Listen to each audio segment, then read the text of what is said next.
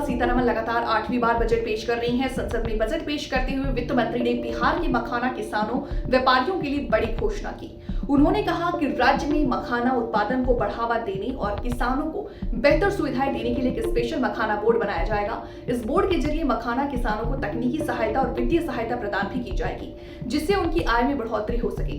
बिहार देश में मखाना उत्पादन का सबसे बड़ा केंद्र है, लेकिन अब तक इस संगठित ढांचे में नहीं लाया गया। सरकार के इस कदम में मखाना उद्योग को बढ़ावा मिलेगा और किसानों को उचित मूल्य मिलने के आसार माने जा रहे हैं। बजट में की गई इस घोषणा में इस क्षेत्र में अब तक नए रोजगार के अवसर भी पैदा होंगे। चुनाव से पहले बिहार के लिए एक बड़ी घोषणा मानी जा रही है। भारत का लगभग 90% मखाना उत्पादन अकेले बिहार करता है, जिससे कि 80% अकेले उत्तर बिहार में होता है। इसी वजह से दरभंगा और मधुबनी सहित उत्तर बिहार के कुछ जिलों को मखाना क्षेत्र के रूप में जाना जाता है।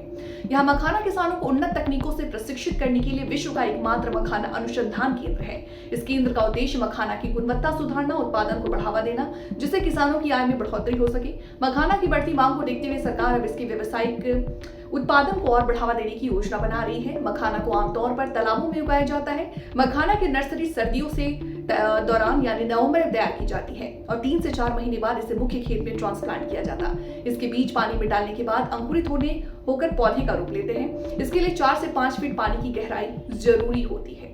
Makaana board in Bihar.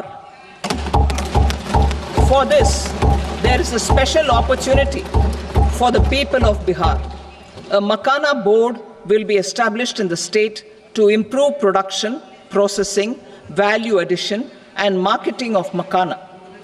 The people engaged in these activities will be organized into FPOs.